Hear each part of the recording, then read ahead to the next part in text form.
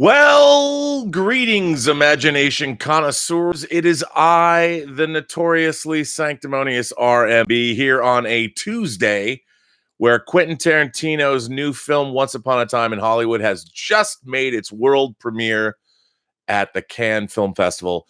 It's getting notices so far are quite good. Apparently, it had a 6-minute standing ovation, which is always a good sign. They love Quentin at Cannes, so hoping we're getting a great film. The new trailer debuted, the full-length trailer debuted today. Be curious to hear what everyone thinks about it.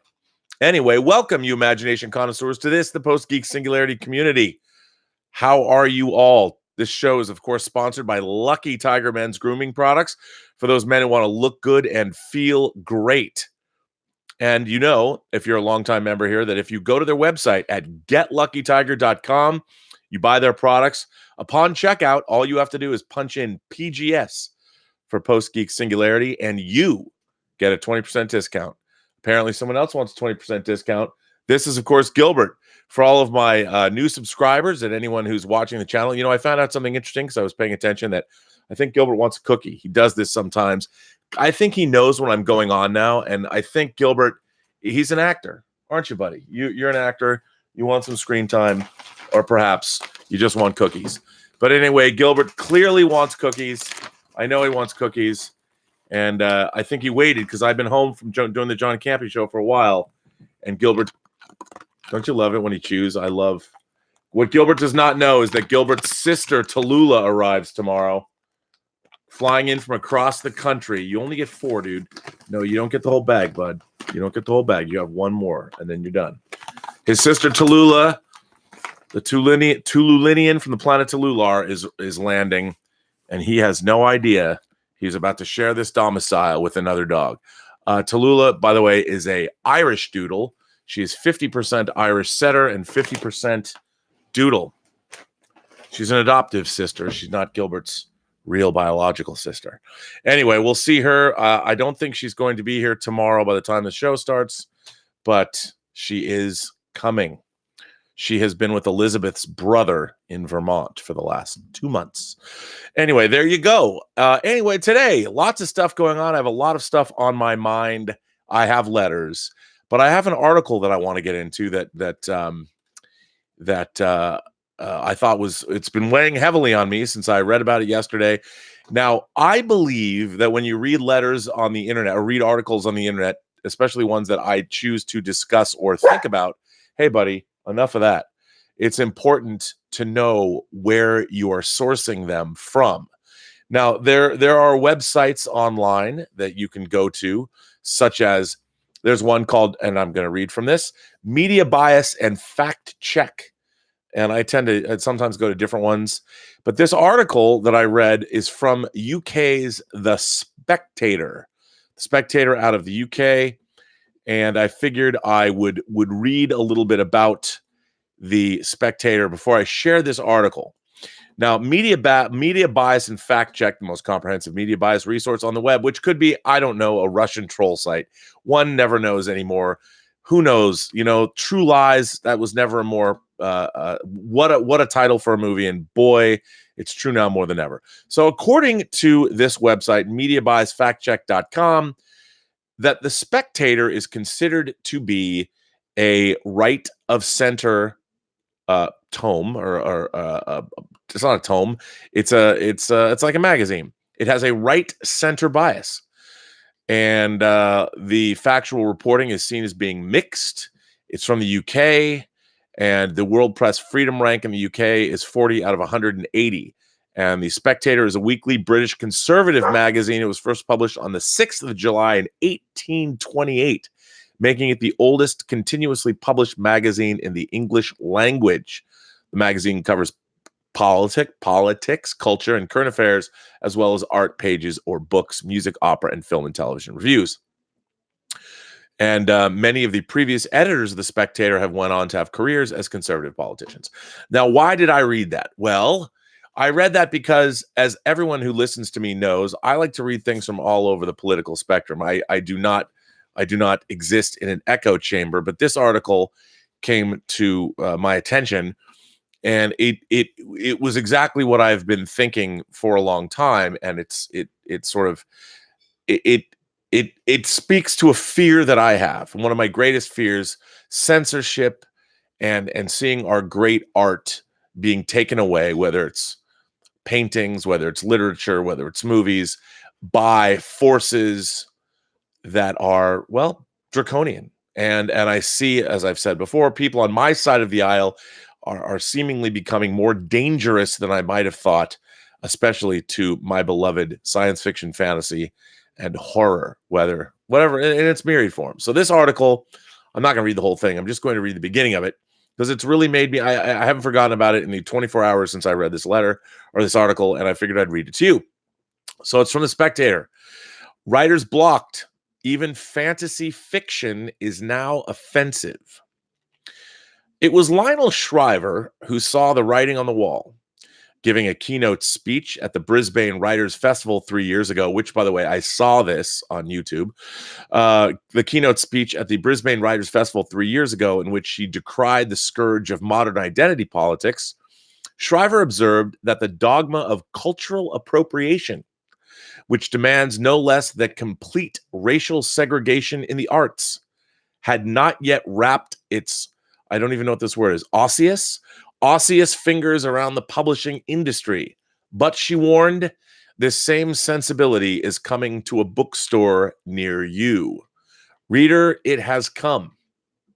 Next month, a young Asian American author called Amelie Wenzhou was due to celebrate the publication of her debut novel, Blood Heir, the first in a 3-part fantasy series for which Zhao was reportedly paid a 6-figure sum by Delacorte Press, a children's imprint of Penguin Random House. Set in the Russian-inspired Cyrillian Empire, Blood Heir tells the story of a magic-wielding princess who is forced to flee her kingdom following her father's murder. In a world where the princess is the monster, oppression is blind to skin color, and good and evil exist in shades of gray, comes a dark Anastasia retelling, blurbed the publishers. Before the manuscript had even reached the presses, however, a fervor erupted when Zhao, a 26-year-old banker born in Paris and raised in Beijing, was accused of racism.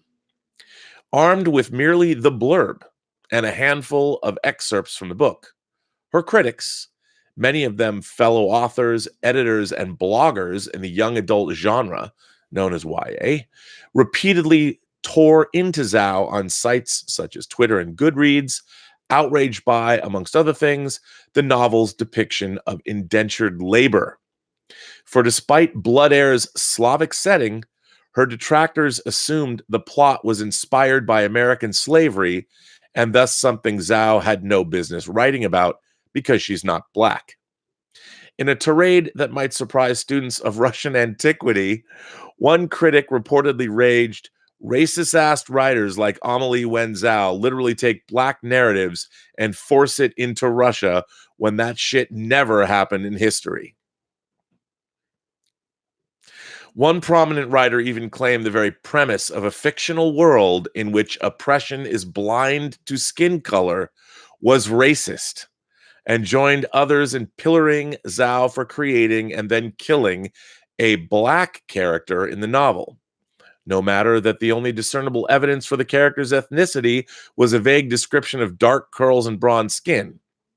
Another YA author, Ellen O., who joined in the fray by piously tweeting, color blindness is extremely tone deaf, learn from this and do better, was herself forced to issue an apology after being castigated for using the phrase tone deaf, a turn of events that would be comical if it were not so preposterous. For Zhao, the onslaught proved too much, and in January she released a statement titled "To the Book Community, an Apology," in which she confirmed she had withdrawn Blood Heir from publication. However, in a volte-face last month, Zhao revealed that, with the help from multicultural scholars and sensitivity readers, she had rewritten the novel and would now be publishing it in November. Would that Zhao were an outlier. If anything, hers is now a typical experience in the vicious world of YA publishing. Last year, another fantasy novel about a young protagonist rebelling against a sectarian society inspired an 8,000-word blog post calling it the most dangerous, offensive book I have ever read, and set off on a wave of recrimination against the author on social media. Around the same time, Kira Drake, a marketing consultant turned YA writer, agreed to pulp hardback copies of her debut fantasy novel and to rewrite it. She agreed to pulp hardback copies of her debut fantasy novel and rewrite it with help from, you guessed it, sensitivity readers after critics claimed it contained damaging depictions of Native Americans. Now, if you want to find the rest of this article, you can find it on The Spectator. Now, again, as I pointed out, for those of you who might have missed the beginning of this chat, this is a right of center magazine, one of the oldest, apparently, in the English language that's been continuously published. But as somebody who has himself been on the receiving end of being told that his own work was the most offensive thing that a viewer had ever seen, this happened to me in Dallas, Texas, at I believe it was at the time, the USA Film Festival, when I was there to show Free Enterprise, my movie that's now going to be 20 years old on June 4th. After the movie was over, I've talked about this before, a woman screamed out from the audience that your movie glorifies rape. You glorify rape. And she basically, through her program, was extremely angry about Free Enterprise. And I honestly, it was a Q&A after the movie was over. We were at the front of the theater, packed theater. They had to move it into a different theater. There were so many people there. And I was genuinely perplexed by what this woman was referring to. Because for those of you who might not know, I wrote and directed a movie that came out 20 years ago that stars William Shatner and Eric McCormack and Rafer Weigel. And it's a comedy. And I really was stunned by this. And I was thinking, then I remembered there were characters in the car as they're driving to Toys R Us to go buy action figures. They're talking about what laser discs that they had bought. And one of them was talking about the movie Rosemary's Baby. And Eric McCormack's character, who is a huge fan of Woody Allen, says, it's a line of dialogue that we wrote, Rosemary Woodhouse, meaning that's Mia Farrow's character in the film, raped by the devil, which is something that also happens in Rosemary's Baby. Spoiler alert. Then Eric McCormack says, she had it coming after what the bitch put Woody through. Now, that's the line of dialogue in the movie. That was, of course, referring, and we shot this movie in 1997, and we were referring to the allegations that Woody Allen, that she had made, that Mia Farrow had made against Woody Allen, that were later disproved after the investigation by 2 states. He was exonerated by this investigation, but you wouldn't necessarily know that today. So today, wow, if I put a Free Enterprise version out. But anyway, this woman was saying that our movie glorified rape. And when I finally realized what was going on, I said, well, in the film, Satan himself, or I guess a demon, but I read it as being Satan. I've seen the movie probably 20, 30 times. It was Satan himself that has come up. The Dark Lord himself impregnates Mia Farrow at the behest, by the way, of not only a witch's coven, but of Mia Farrow's own husband, who stands by and witnesses this occur in the film.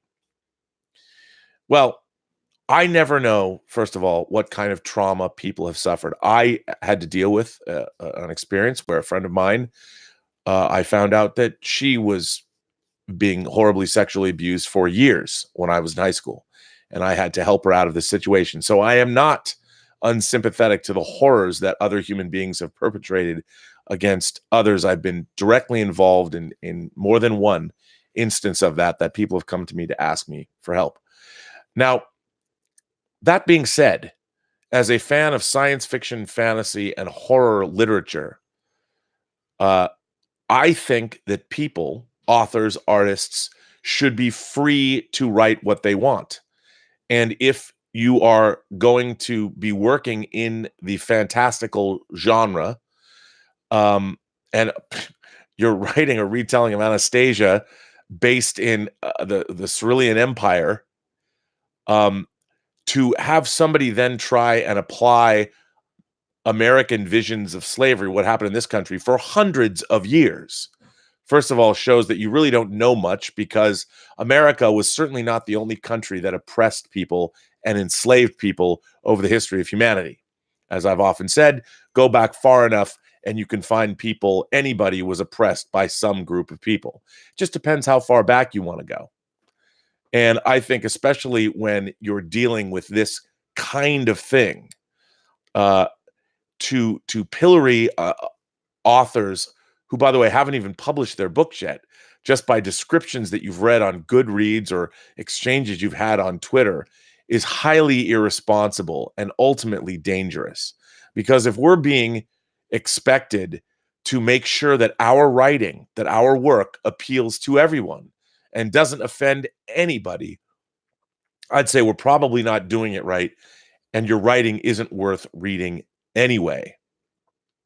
This comes too on the heels a sensitivity reader. This comes on the heels of course, Barbara Broccoli made sure that now Bond 25, the 25th James Bond movie that is playing, has a somebody is overseeing the erotic scenes in the film as they're being filmed. There's somebody keeping a watchful eye over the love scenes in the new James Bond movie, to make sure that nobody is offended by anything that might go on. First of all, being on a movie set is probably the most unerotic place you can be. Shooting sex scenes, especially on a non-pornographic film like Bond 25, are usually very tedious. They can be embarrassing to the actors, but they aren't titillating in the least. Titillating sex scenes in non-pornographic movies are the result of good acting, good editing, music, perhaps, maybe some wailing saxophone if you like movies like Two Moon Junction, which I do. It's all created. It's an illusion. Now, I understand in this day and age, they want to make sure that people are looked after. And I completely agree with that. I worked on a Cinemax HBO show called Femme Fatales.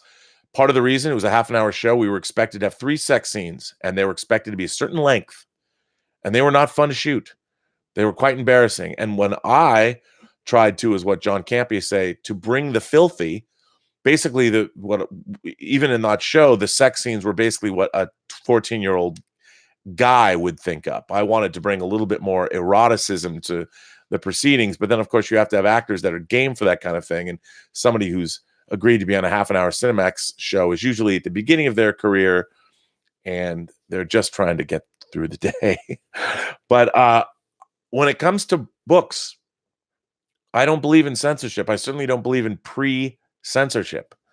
And when I read this kind of thing, this again, our outrage culture that we live in, what it says to me is that we're not learning. We're not having the kind of cogent conversations, the learned debate that we should be having.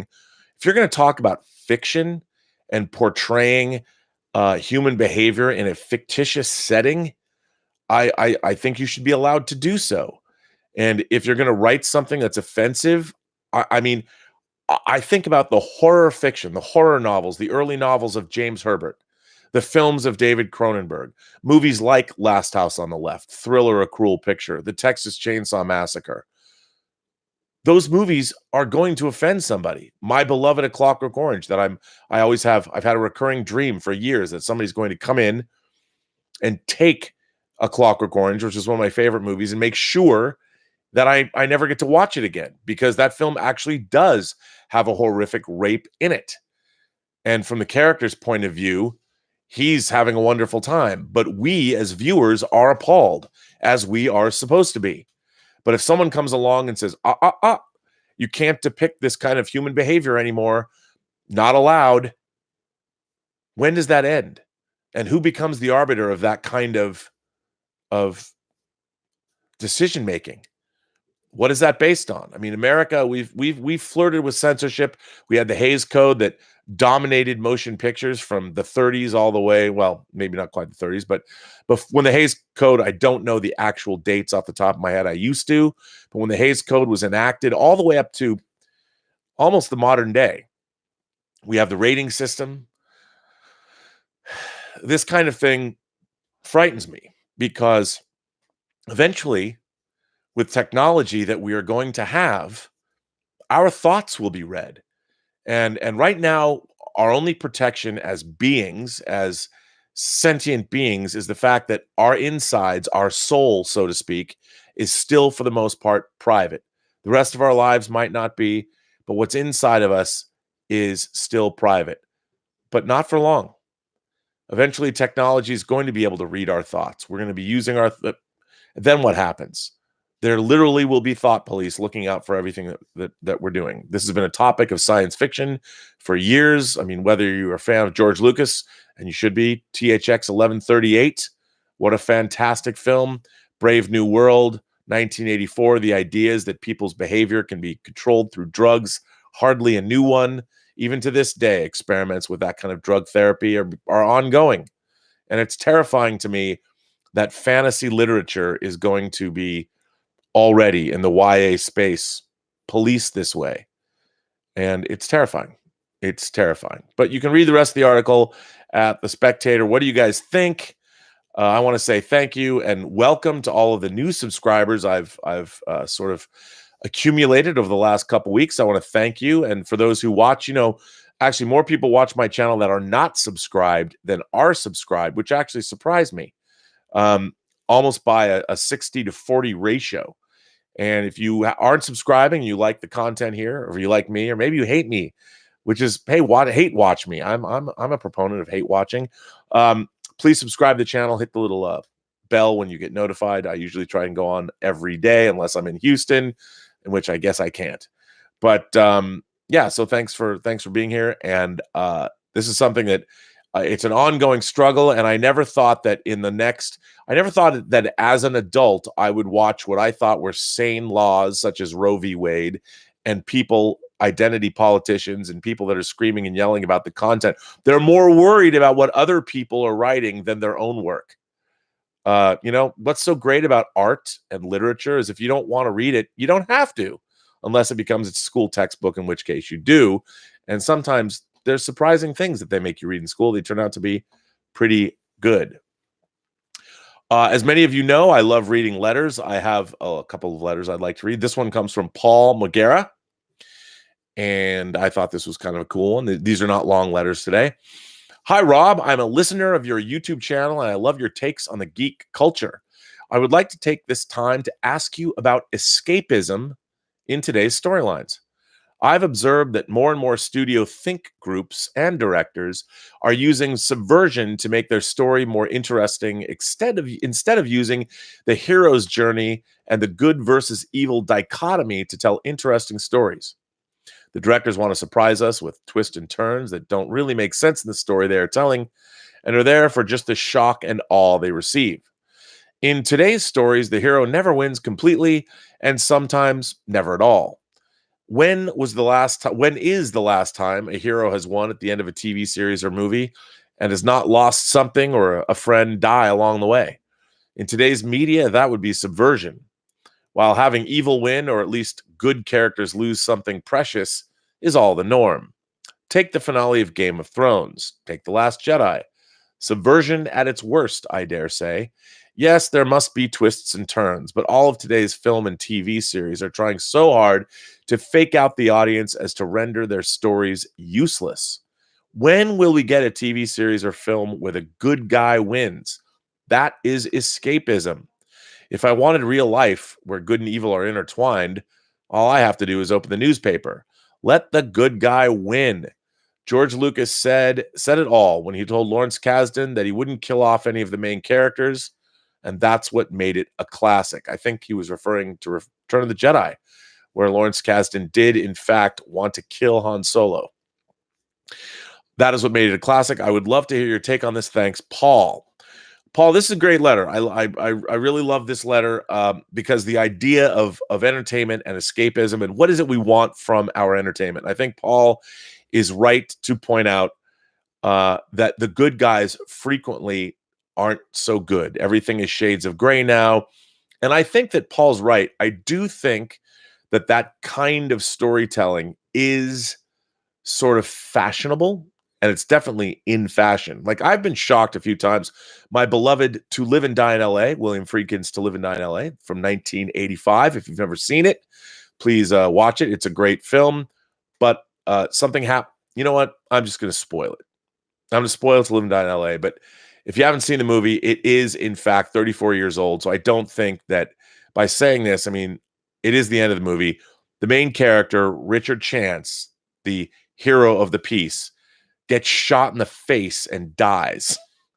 It was shocking at the time. I remember I saw it at the King's Cinema, which was across from the UA Cinema on 6th and Blanchard in downtown Seattle, Washington.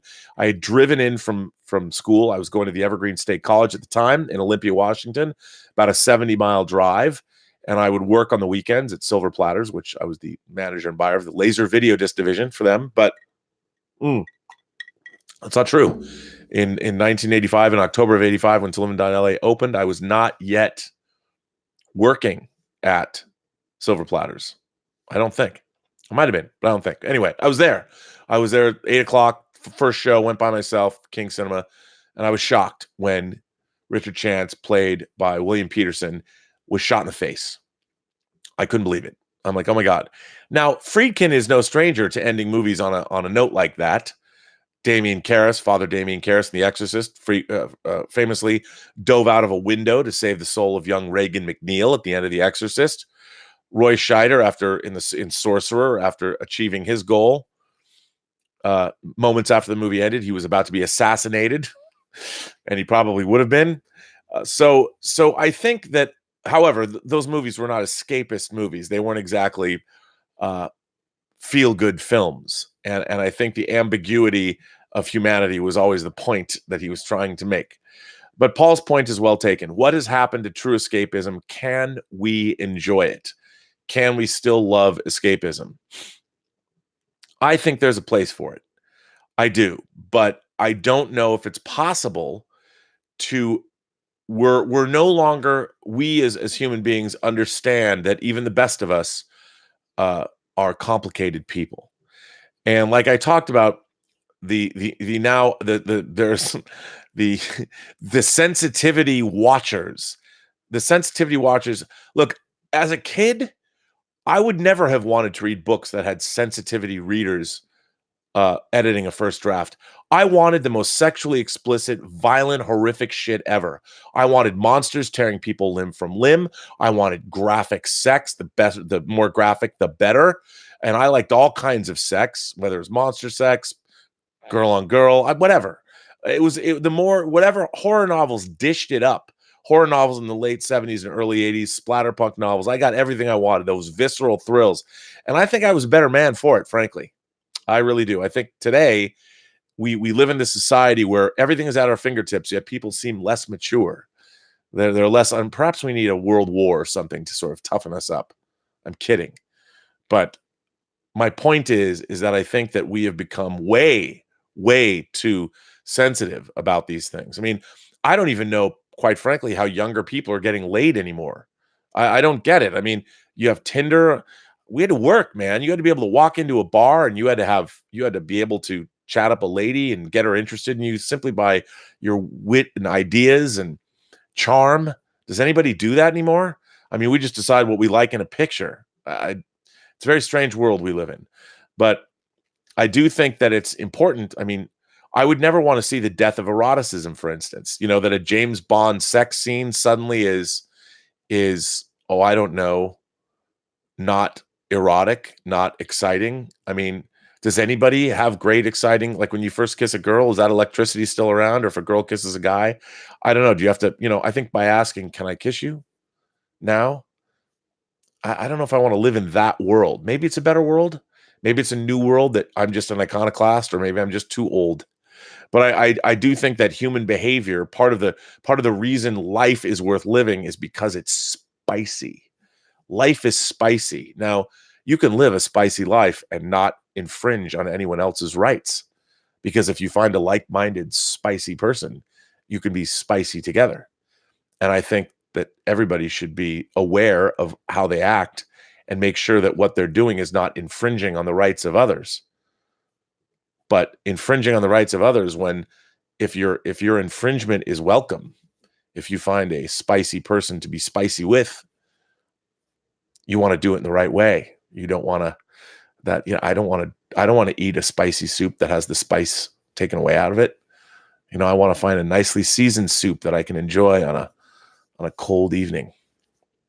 I don't know what that means. I don't think it's a very good metaphor or no, whatever I just came up with. Not a good example. But what I want to do is I want to lead a life where my fiction is titillating and my fiction is exciting and adventurous and crazy. And I don't know, Paul, if we need necessarily squeaky clean heroes, because I don't believe squeaky clean heroes anymore. I like nuanced, and I like heroes that are perhaps morally compromised. I've always been attracted to those kinds of people. Bad people that decide to do good things have always been more interesting to me than people who are naturally good. Whatever that might mean. But I do think that we have to be mindful and respectful of other people. The problem that I've always had is that I don't think art has any obligation to be safe. I don't think it has an obligation to that anybody should be able to control it.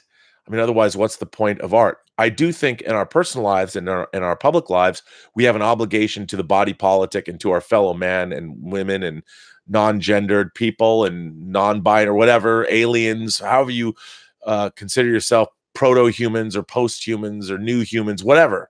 However you see yourself, you deserve to live a life where I am not encroaching on your freedoms to do so. However, when you go out into the world is a maelstrom of different ideas and different points of view, and you can never expect the world to conform to be exactly the way you want it to be. We as a group of people can be mindful to make sure that as we're all out in the world together, we can be respectful of our fellow citizens that are trying to navigate the currents and eddies of modern life. And whenever we can make it better for somebody, I think that we should. But if somebody wants to start limiting the way we're expected to live our lives out in the world, as long as if you're not infringing on the rights of somebody else to lead their life, I think examining the human condition should not be off limits in whatever form that you want to examine them, as long as that examination does not encroach on the rights of others. And if you write a book and you, I don't know, offend somebody, I say, good for you, you've done your job. But on the other hand, the people that are offended, why are you reading the book? There's plenty of books I'm sure that you're not offended by. So why get in that author's face? Why make that author burn their books so they can rewrite it to make it the way you want it to be? Doesn't make sense to me. But anyway, and then with the hero's journey, Paul, I like that letter because the idea that a hero needs to be, look, the thing about a hero that's all good, like a Luke Skywalker, Luke Skywalker, he's really the virginal guy. He has no, he's barely kissed a girl in the Star Wars saga. The only person Luke Skywalker kisses twice, well, Princess Leia kisses him on the cheek when they swing over the chasm in the Death Star, is his sister. Now, he doesn't know his sister, and in certain medieval times, that wouldn't have been a big deal anyway. But I prefer, especially as I've gotten older, I like to see my characters more nuanced and dangerous. But I think that one of the reasons that Empire is far more nuanced and difficult than, say, Star Wars was, and those characters being more multi-dimensional made them more interesting. I thought Return of the Jedi was actually a huge step backwards. We see Luke confront Vader and the Emperor, but it's still Virgin Luke. He's just dressed in black.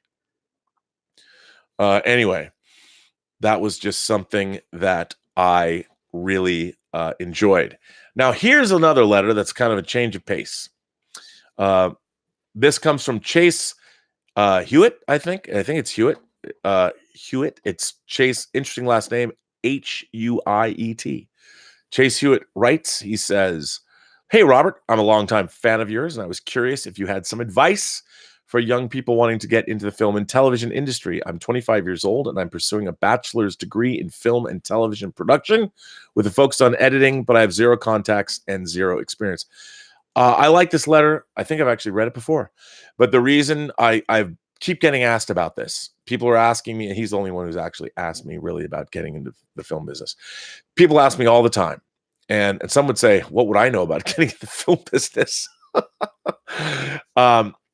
The only way that you can be successful in the film business is to just start working. In order to get in, everyone's like, I need to get in, but I don't know what that means. In my experience, unless you've got an Ivy League business degree from, Harvard or Yale and you have a contact. But I started out as a production assistant. My first job, before that, I worked in retail and video stores. I worked in video stores from the time I was 13. But then for the film business, actually, after I got out of USC, the first job I had was a PA, a production assistant on the Texas Chainsaw Massacre 3, which I did get a screen credit on. And I learned a lot about the business. Now, if you want to get into the film business, we have what I'm talking to you right now, which is YouTube. You got to start making things. It depends what you want to do. If you want to be a writer, director, whatever it is you want to do, if you want to write comedy, perform it yourself. We have an embarrassment of riches with this technology that exists. And it's the Wild West out there. There's an article, the reason I picked your article to read, there's another article that comes from another British paper, The Guardian. I know some people, Terry's going, The Guardian? The Guardian. Anyway, this article was published on May 18th, and it's coming out of the Cannes Film Festival. And so I wanted to read this about getting in the film business. Serious shortage of people doing proper jobs on film sets. Recruitment campaign announced at the Cannes Film Festival to counter huge shortage of skilled film workers, from plasterers and makeup artists to everyone. And this article is by Vanessa Thorpe. Cinema needs its moments of high glamour to attract funding and sell tickets, and each May the Cannes Film Festival provides them in grand style with plenty of diaphanous gowns, jewels, and famous faces. But tomorrow morning on the beach, where much of the deal-making takes place, an appeal will be made for something that it needs even more. Skilled workers who can build sets or operate cameras, as well as makeup artists, lighting, and sound engineers. A third of film and television producers are reporting a skills shortage, from plastering and location scouting to accounting, a new research reveals. At Cannes this weekend, Gareth Ellis Unwin, head of film at Screen Skills, Britain's industry-led training body, sounded the alarm on the Quizette.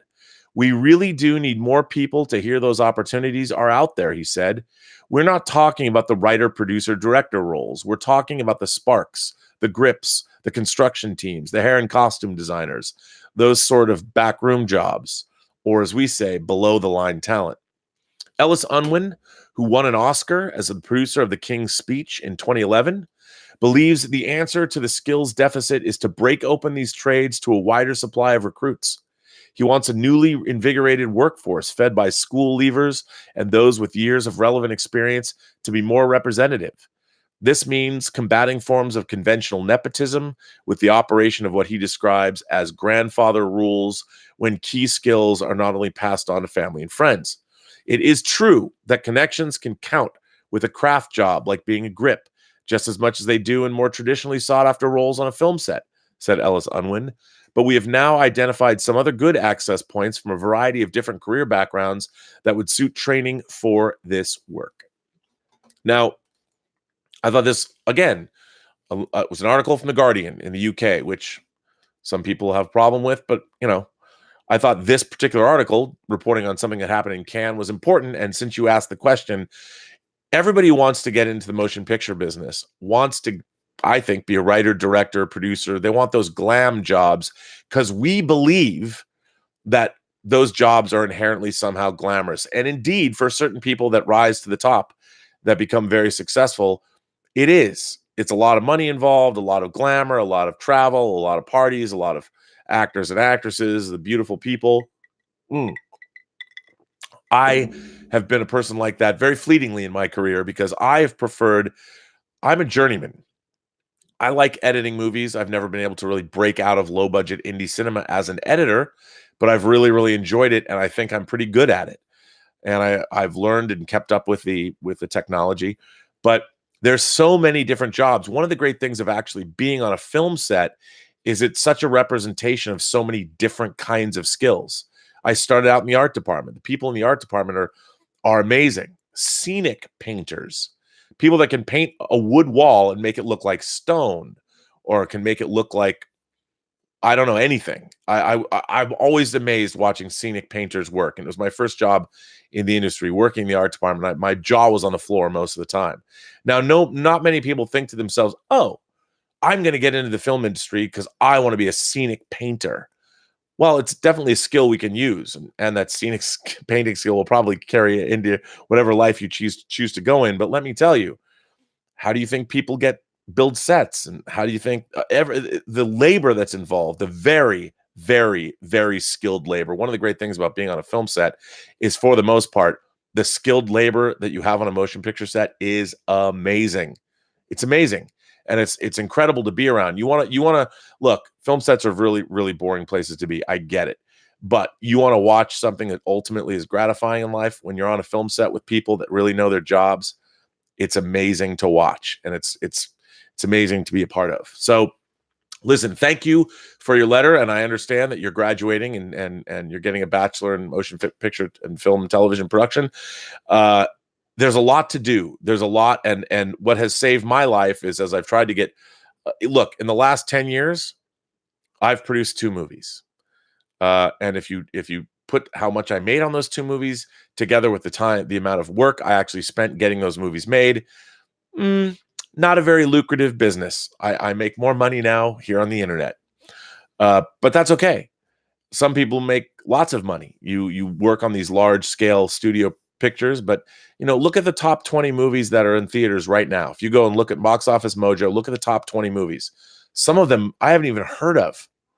And the kind of money people expect to make in the film business is true at a certain percentage level of films, but that percentage level is very, very small compared to all the rest of the product that gets made. You can expect to make a good living while you're working on something, but now it's very difficult to turn that or parlay that into you're on one successful project. That's no guarantee you're going to be rich for the rest of your days. So I have a multi skill set, and producing and editing and directing and doing this and shooting, and it's all been helpful. So my advice ultimately is, how do you want to get into the film business? Well, there's a million different ways. You have to decide what it is you really want out of the film business and pursue that goal. That's basically my advice. And there's so many interesting ways to do it now. If you want to be a filmmaker, why aren't you making, 5-minute shorts and putting them on YouTube every week, or however long it takes you? I mean, that's the thing. Do you really want to be a filmmaker, or do you want to be making feature films? Even that, the landscape's changing. I've been yammering away for a long time today. Let's see what people have to say today. I'm feeling a little ornery today, to be honest, which is pretty good. My force says exams starting today. Let's hope I don't fail. Well, my force, did you study hard? I think that is good. I hope you studied, and congratulations for getting to the end of I guess it would be the end of the school year, right? Good luck on those exams, my force, and thanks for supporting the channel. Appreciate it.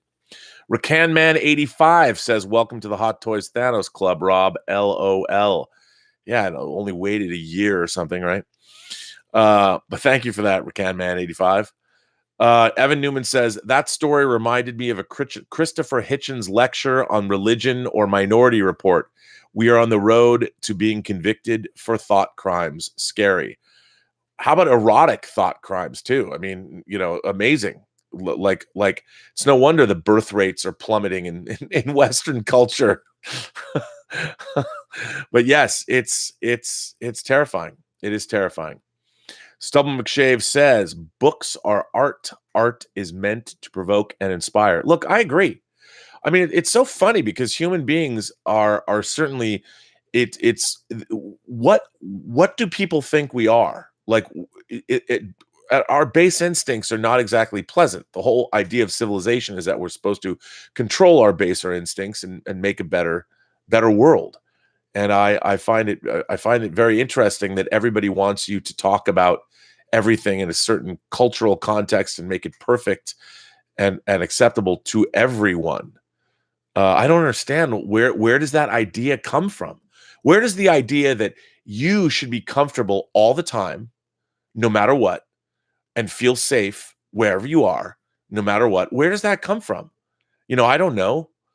I was jumped in Sydney, Australia. I got the shit beat out of me by 4 guys. I was doing nothing but talking to at the time my wife. I was walking up the street, got jumped by 4 guys. They beat the shit out of me. Broke my nose. I had 3 cracked ribs. I was a mess. Now, that sucked, and I don't think they should do it. But you know what? They did. You move on. You get over it. It was a little traumatizing for a while. It certainly hurt while I was getting up, healing, but it doesn't make me. I do believe in justice, and those 4 guys were later apprehended, and I don't know whatever happened to them because it was in Australia. But that's the kind of thing I don't think should happen. But so often we are getting outraged about fictional injustices or perceived things. It's very strange to me. I don't understand it all. Doshi is here. Doshi says, I saw John Wick 3. Oh my God, it was epic. The book scene. Wow. Yeah, see, look at, you want to see why books can be dangerous to people? Watch John Wick 3. Amazing. Doshi says, Terminator Dark Fate trailer coming this Thursday. Yes, as many people know, I did see some scenes from Terminator 3. Well, it's not Terminator 3. It's Terminator Dark Fate. I quite enjoyed what I saw. It looked good. Tim Miller looks like he knocked it out of the park. Not so sure about verisimilitude, though. Willow Yang says, how long does it take a Japanese PI, a French postdoc, a Canadian PhD candidate, and a Turkish undergrad to book a flight to Boston? 2 days and counting. Yeah, I know. And people are worried about whether or not fantasy writers are being representative of enough of people if they're writing about Russian history, equating it to American slavery. That's the real problem. The real problem is if someone's writing a book that's based on Russia, they're retelling the story of Anastasia, and someone gets accused of not being sensitive to slavery that went on in the United States. That's absurd to me. That's when things get crazy. But anyway, yeah.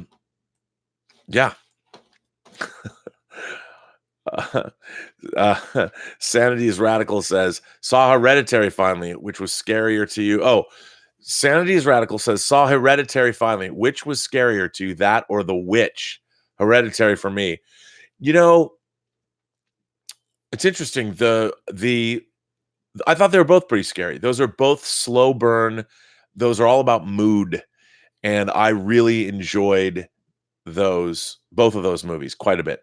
Hereditary disappointed me in the end. I didn't think the ending was very good, but up to the ending, it sort of, it wanted to have its cake and eat it too, and it was a little wonky. But I thought those were both good films. I wouldn't necessarily. I don't know if I'd pick or choose between them. They'd make a great double bill, though. I will say that.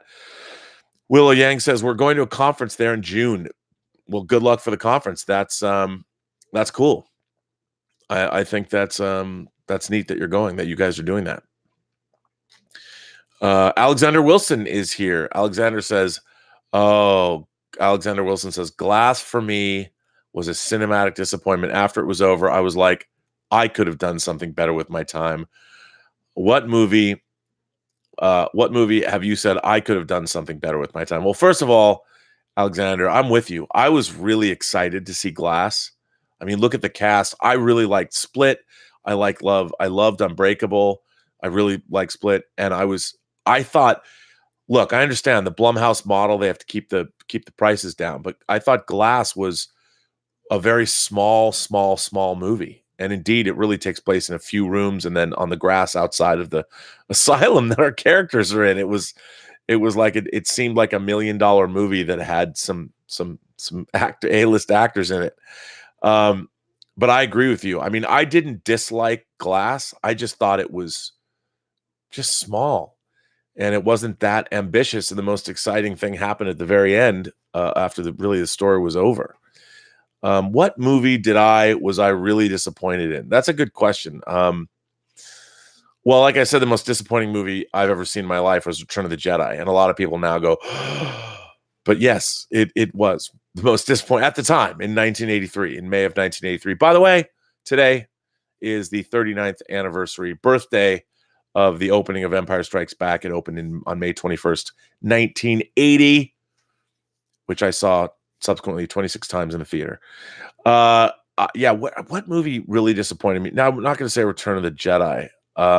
You know what disappointed me, and I hate to say it now? Francis Coppola's Dracula. Now, I have come to develop an affection for Francis Coppola's Dracula, but it was absolutely not what I wanted to see when I saw it. I mean, The Godfather 1 and 2 are two of my favorite movies of all time, and Stanley Kubrick loved them as well. And I thought that I was in for this magnificent experience, and the stylization and the way it was done was not what I was looking for at the time. And when I walked out of it, I was crushed. I was thinking to myself, because I worked on this movie, I was thinking it's the bonfire of the vampires, kind of like Bonfire of the Vanities.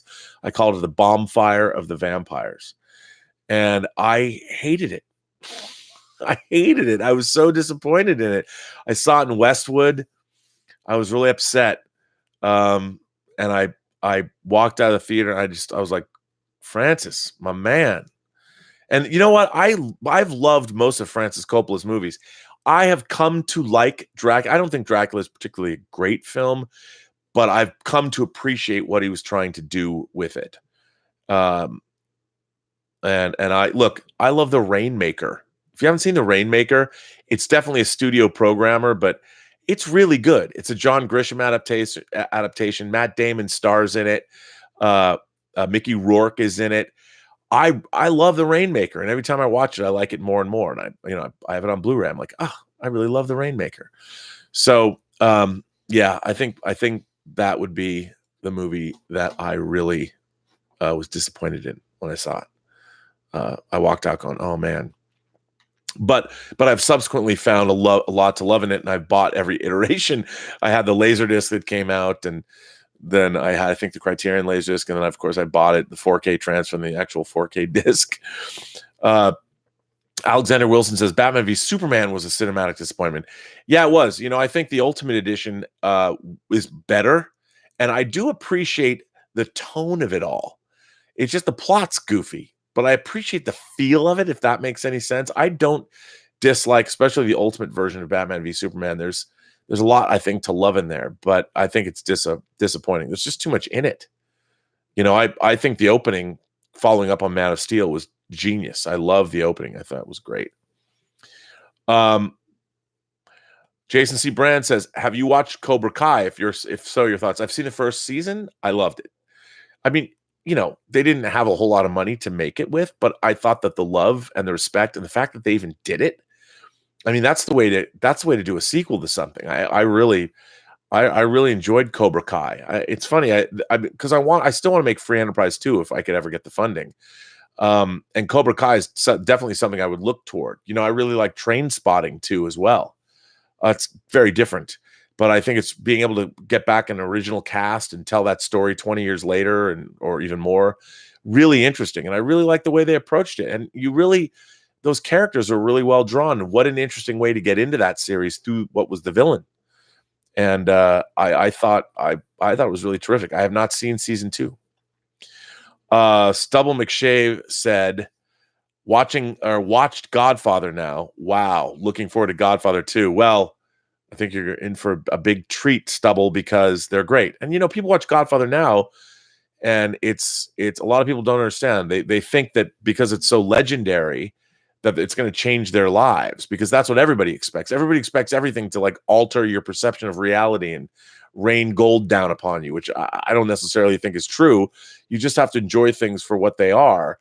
And as Coppola said, if you look at Coppola gave us the best advice. He said when he was making The Godfather that he famously said that he believed the way he approached it was a story about a king and his three sons. And the realm at the time was New York of post-World War II America. And then, of course, and there you see Vegas and everything. But if you look at those movies, as I have always looked at them, I didn't even know that he had said this when I first watched Godfather. It was apparent to me what he was trying to do, that it's not just a mafia movie. It really was a movie about a king and his three sons transposed into the realm of the mafia. But I love, wait, you see Godfather 2. Oof. And all of them together. And you know what? I think Godfather 3 is pretty good too. It's not up to Godfather 1 and 2 standards, but I really like Godfather 3. There's a lot of good stuff in it. Now, a lot of people don't agree with me, and I think it's much maligned. But I really think Godfather 3 is quite good. Crixus Maximus says, Ari, the 1992 Dracula, one does not kill a vampire with a Bowie knife, nor a simple throat slitting ever, except in that movie. I love it. We argue over how vampires can be killed. We argue over time travel. It's the best. I love you guys. Sanity's Radical said, started watching Lucifer after all John Campea has praised. It's really funny, and I love the character interactions, but I hope it's more than a procedural cop show because I'm not into those anymore. Yeah, it gets a little bit more interesting. But I do like the fact that it's basically based on Lucifer Morningstar from Neil Gaiman's Sandman series that was later spun off into his own series. Dan V500 says, the idea that a real Jedi wouldn't let someone touch his lightsaber is ridiculous. Han saved him while Luke was in really bad shape. I guess Luke let Han. I think that's what you're trying to say. I get what you're trying to say. Doshi says, I got no interest in the Godfather films. Well, you should, because they're some of the greatest movies ever made. Plus, they're great stories. I mean, talk about human folly. Great stories. I mean, it's great. Doshi also asked if I'd seen The Society yet. I have not, but I'm going to see it. I'll watch it. Aaron Johnson says, Gary Oldman is probably better in far better roles than how he was miscast in Dracula. I think that you could appreciate him as Jim Gordon in the Chris Nolan Batman movies. You know, I thought actually Gary Oldman was the best thing about Coppola's Dracula, the makeups and all that. I thought it was great. I thought he was terrific. Uncle Remus says Chernobyl's if you guys haven't watched Chernobyl on HBO, my God, crazy. And Craig Mazin, who I work with on the specials when I was a producer on the specials, he directed that, and it's his project. He brought it into existence. So good on Craig Mazin. Chernobyl's amazing. Ben V says, identity politics are so annoying. Also, you nailed it with your comments on John Campea show. Why ROS, Revenge of the Sith won't make Revenge of the Sith, Rise of Skywalker won't make 2 billion. Thank you so much. Yeah, I mean, I look, when it comes to this new Star Wars movie, like, I want to see it, but I don't care anymore. Like, what's the story? Why am I supposed to care? You know, when Empire Strikes Back ended, you're like, oh my God, how are they going to save Han Solo? Oh my God, was Darth Vader really Luke's father? I mean, what the hell's happening? What's going on? And the ending spun my head around. Well, at the end of Last Jedi, I mean, Luke disappears and his kids are wielding the Force to sweep. I don't, what's the story? I don't think the characters that they've created, as much as I love the fact that young girls have a new hero or heroine in Rey. I like Poe. I like Finn. I like them as characters, but they certainly don't live inside me the way Luke, Han, Leia, Chewie, R2, 3PO, Lando, Darth Vader, Grand Moff Tarkin, Admiral Piet. You know, I don't care. I don't care. I'll go see the movie. I'm curious to see how they're going to end it. But the most exciting thing for me about Rise of Skywalker is to see Lando again and see how they're going to bring the Emperor back. Because the new characters are completely disposable to me. They have done nothing that there's no reason why I should follow them anymore. I mean, I like Oscar Isaac. He's been given nothing to play. Finn's the idea of a stormtrooper leaving the order and developing a conscience. Great story. Done nothing with that. Rey, it's not that she's a Mary Sue. She's just adept at everything. That doesn't make her necessarily a Mary Sue, but what's she supposed to be doing? Like, what does she want to? The Kylo Ren relationship that they had that developed between Rey and Kylo and Last Jedi was interesting, but so what? Now what? Like, Kylo Ren's a douche. There's nothing he's doing that I'm interested in. Darth Vader is somebody to be defeated. I don't care if they defeat Kylo Ren. I don't care.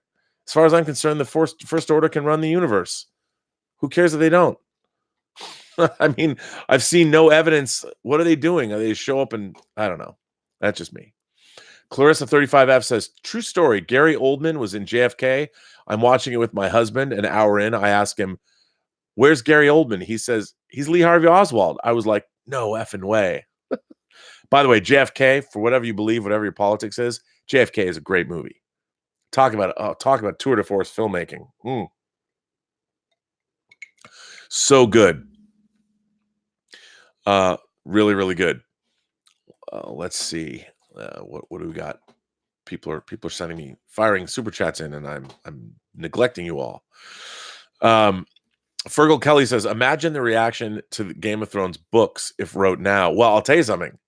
In a way, I think George R.R. Martin's stoked because people are going to read those books. They are going to read them, and I hope he finishes them. Steve Ben Obi-Wan Larry Kenobi says, I just watched Philadelphia. Fantastic movie. The funeral in Endgame reminds me of it.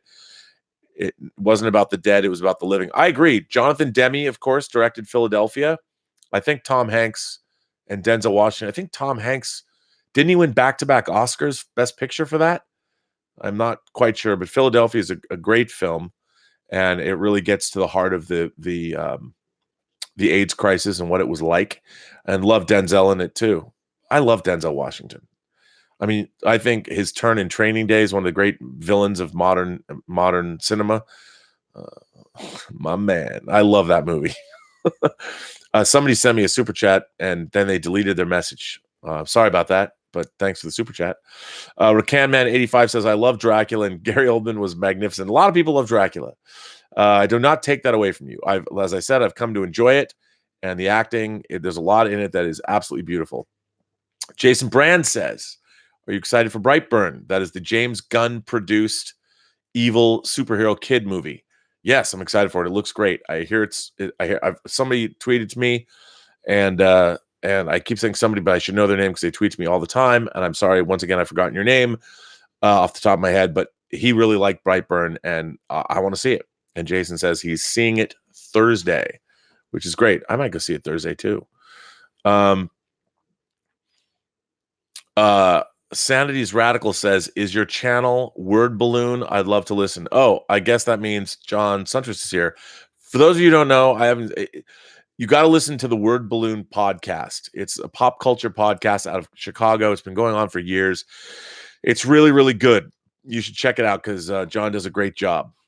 Great job. So yeah, good stuff there. Real Girl says Brightburn looks really good. It does look really good. Rex Racer says the rules concerning vampires aren't set in stone. Some of them are different. First of all, I love the fact that look, what I love is every mythology, every movie should set up a different. If you're going to tell a vampire story, you still have to. You can't just assume that we understand what the rules of your vampire story is. You got to give us those rules, man. Tell me the rules. I love hearing rules about vampires, because everybody's different. In the Lost Boys, they can kind of fly. Do they turn into bats? I don't know. They just look cool and ride motorcycles. Maybe that's all those vampires do. But yes, I think when you're going to be a vampire, you have to decide. One of my favorite, I don't know if anyone's seen this, there's an old BBC series, and I want to say it's either from the late 90s or early aughts, and it was 6 episodes. It was called Ultraviolet, and it's really good. And they never say the word vampires in the series. It's really interesting. You guys should watch it because I thought it was good. But anyway, yeah, it's enjoyable. Look it up. I have the DVDs of Ultraviolet, and I'd never heard of it. It was like a BBC show and limited miniseries. I don't know if they ever made any more. Only the ones that I saw. Well, I'm not sure. Zach Losel says, at the end of The Force Awakens, Rey says to Finn, I'll see you again, implying their relationship will grow, not necessarily romantic, as well as their adventures thrown completely away. Yeah, I know, because none of the characters have like this ongoing. There's nothing. They're not doing something together. It was really interesting because in Star Wars, all these characters meet: Luke, Han, Leia, R2-3PO, Chewie, and then Empire time has gone by. They've had to move out of the Yavin base. They've reestablished a new base on Hoth. They've been there for months trying to set it up, and they're friends now. Our characters are friends. We saw that passage of time. Han, old buddy, Echo 3 to Echo 7. Han, old buddy, do you read me? That's another movie I could probably recite end to end. But they're friends. And that made it really interesting. You got the sense, I didn't get the sense they're still all working together, but what are their relationships? What is expected of whom? Now, I liked Last Jedi, but look, Star Wars, they had no plan. They made Star Wars, they didn't think there was going to be another one. So there was no, like, here's what we're going to have to map out. But what about the Journal of the Wills? I've read it all. I get it. But they really didn't have a plan.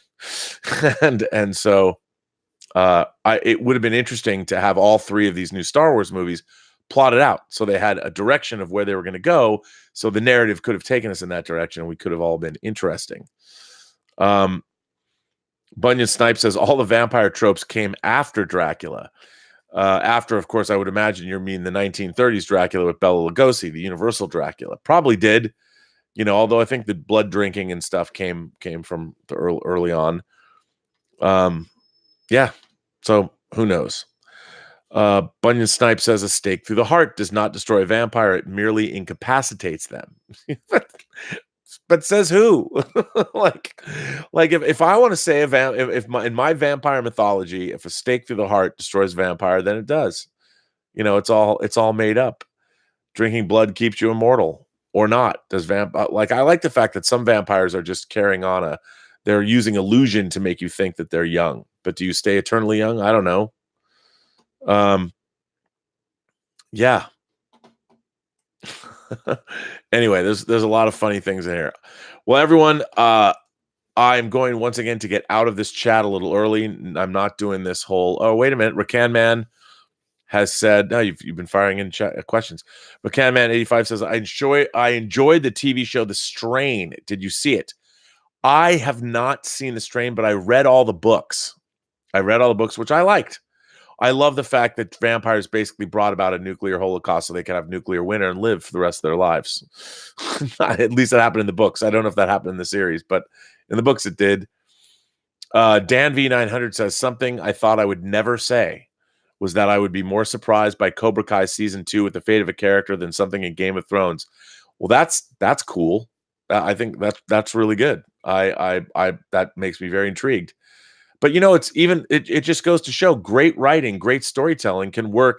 You don't have to have some epic medieval fantasy to surprise you. A show like Cobra Kai can. It's all in the writing and the storytelling. It is the tale, not he who tells it, and a great story well told. And I think that's important. There's a good lesson to be learned there. Certainly.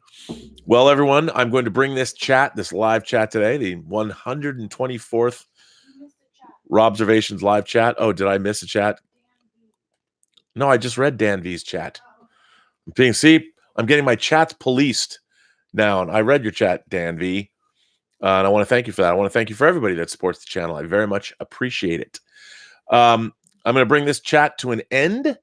Got work to do. I want to thank everybody for being here, for supporting the channel. And remember, this channel is brought to you by Lucky Tiger, men's grooming products for those men who want to look good and feel great and hopefully get not policed by a sensitivity instructor when you're getting spicy. Anyway, you can always get Lucky Tiger products at getluckytiger.com. If you program in or if you punch in PGS for Post-Geek Singularity, when you check out, you get 20% off your order. So thanks to everybody for being here. If you have not subscribed, please subscribe. Tell your friends. Tell them all to join the Post-Geek Singularity. Please send me letters. Continue to send me letters at theburnettwork.net at my website. And for you imagination connoisseurs, if you want to submit things, whether they're tattoos, your artwork, poetry, whatever you want to share with your fellow imagination connoisseurs, we have a form on theburnettwork.net, and there is an imagination connoisseur gallery. We want to fill it up. There's not a lot there. I want to see more imagination connoisseurs giving me what their imaginations have conjured up, because I want to be a connoisseur of your own work. So thanks very much for being here. Thanks to the moderators who tirelessly work to keep people like Vesna from talking about feet. But I love having you here. And anyway, as always, I hope that you all have a better day. And I will see you tomorrow on the John Campea Show and then back here.